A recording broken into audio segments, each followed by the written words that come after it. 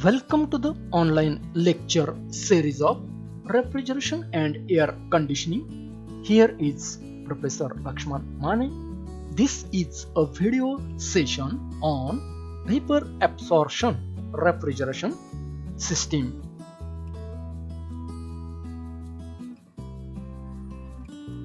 In this session, you will be able to explain working of simple and practical vapor absorption refrigeration system along with its components.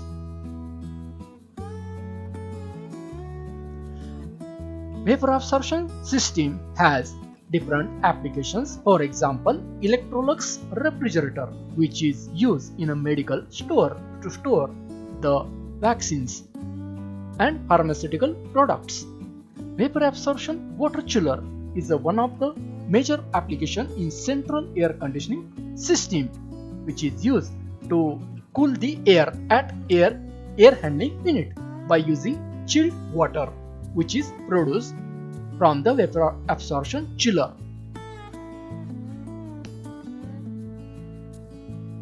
Vapor absorption refrigeration system is different than the vapor compression refrigeration system by the group of 4 components, which is a replacement for the compressor in vapor compression refrigeration system.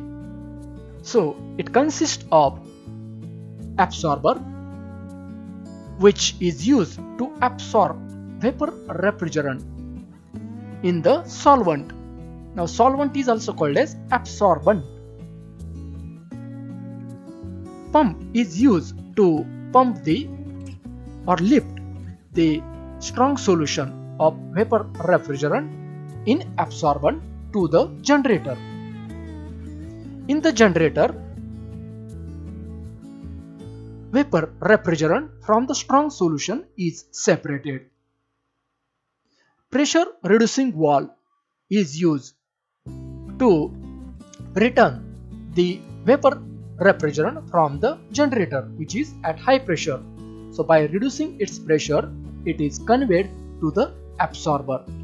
So in this way, these are the 4 components as a group, as a replacement for the compressor in VCC. That's why it is called as thermal compressor. Rest of the parts are same, that is condenser, expansion valve and evaporator, as in vapor compression refrigeration system. In the vapor absorption refrigeration system, there are major 2 fluids, which are, one is absorbent, another is refrigerant. So absorbent should be having great affinity, means attraction with refrigerant, so that it will absorb maximum amount of vapor refrigerant. Absorbent should be low volatile. It should be stable and remain in liquid state throughout working of cycle.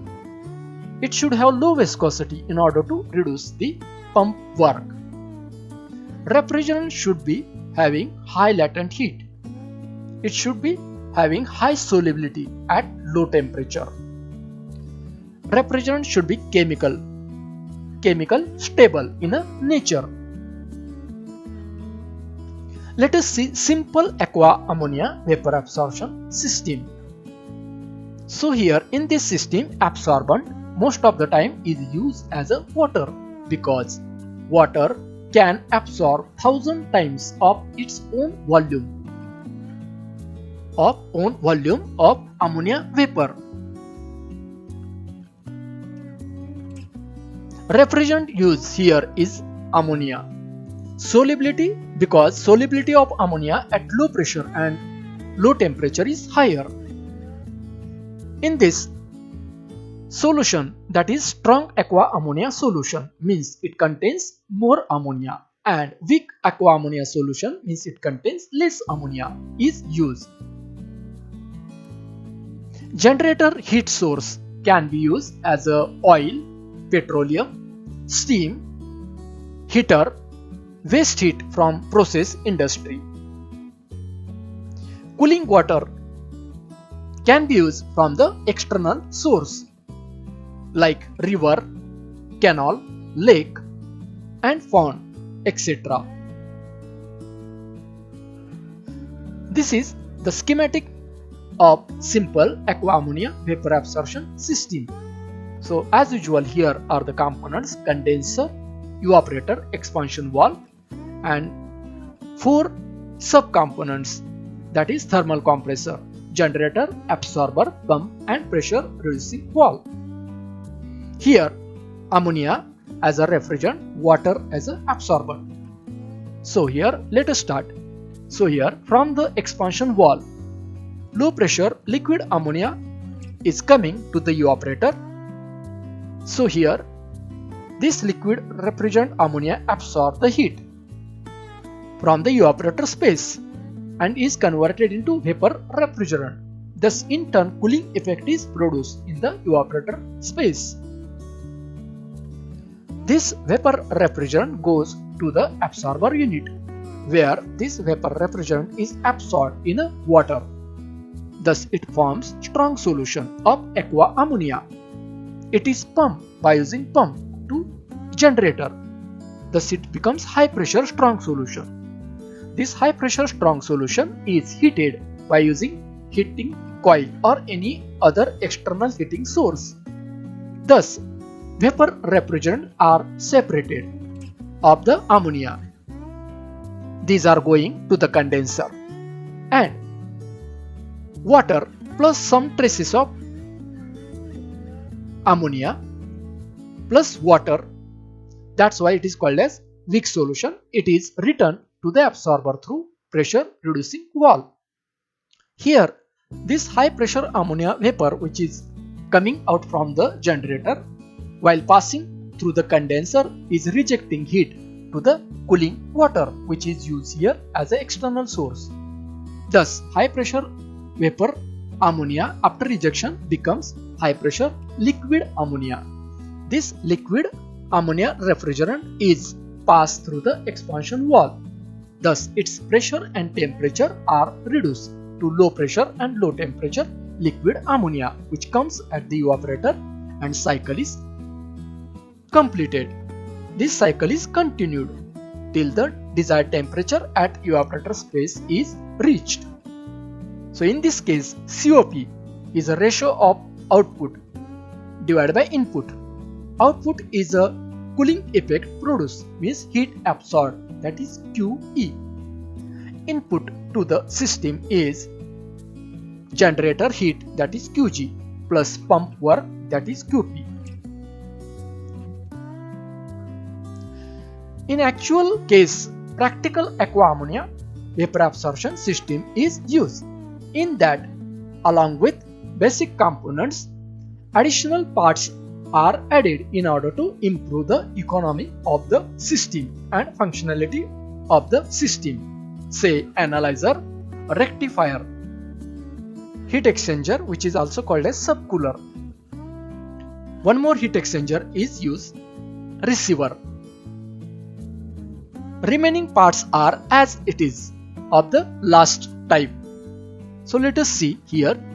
So here in the generator, from the generator, ammonia vapor which is going to the condenser, so that is taken or removed by the device that is called as analyzer.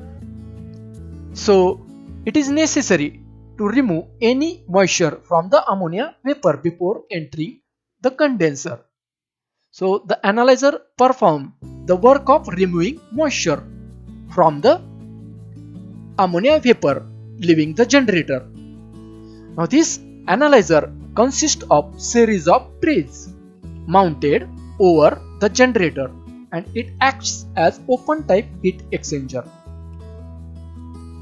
Then if some traces of ammonia with water goes, then that water traces can be removed by the next device, which is called as rectifier. So in this case, water vapor are not completely removed, means in the case when water vapors are not completely removed in the analyzer, then here this rectifier is used.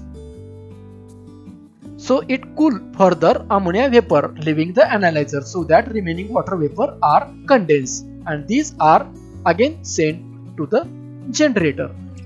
Now as far as heat exchanger is concerned, here are two heat exchangers. So here one heat exchanger is provided between the pump and generator in this heat exchanger. So the heat removed from the weak solution. So this weak solution which is coming from the generator and passing to the absorber. From this line, heat is received by the hot strong solution line. This operation reduces the heat supplied to the generator and amount of cooling water required for the absorber.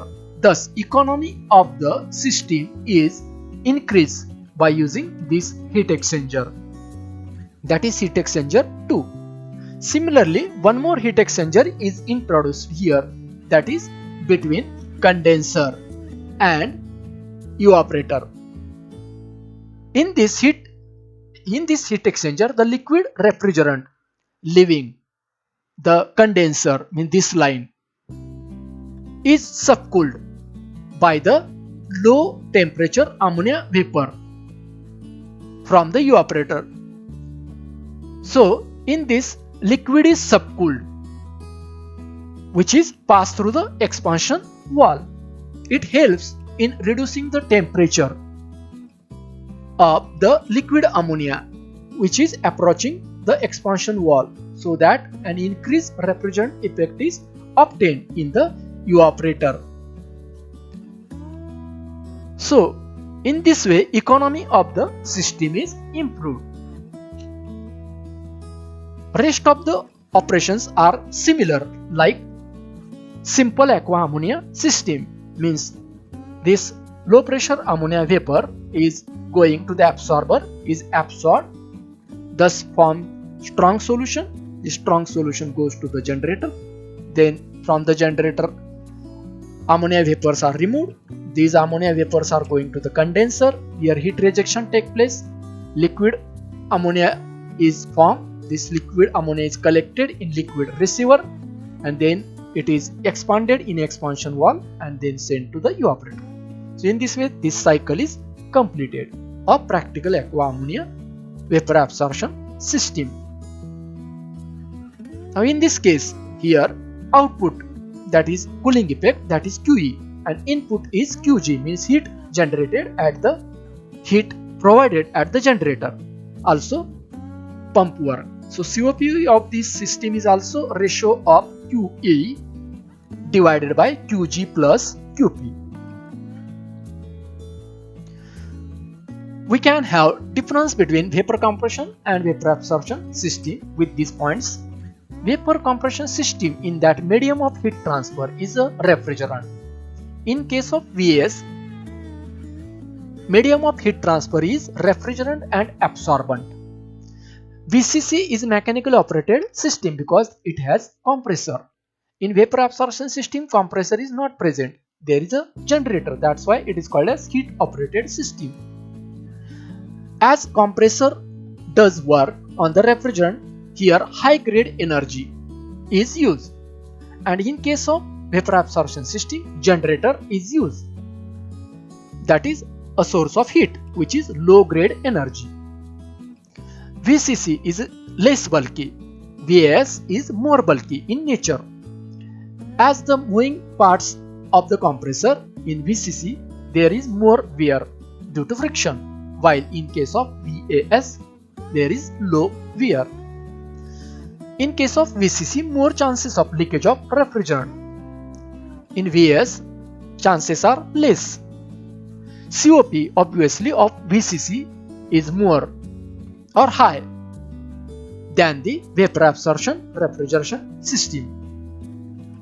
So at the end of this session, you can explain simple and practical vapor absorption refrigeration system along with its components and working. If you like this video, please subscribe and share. Thank you.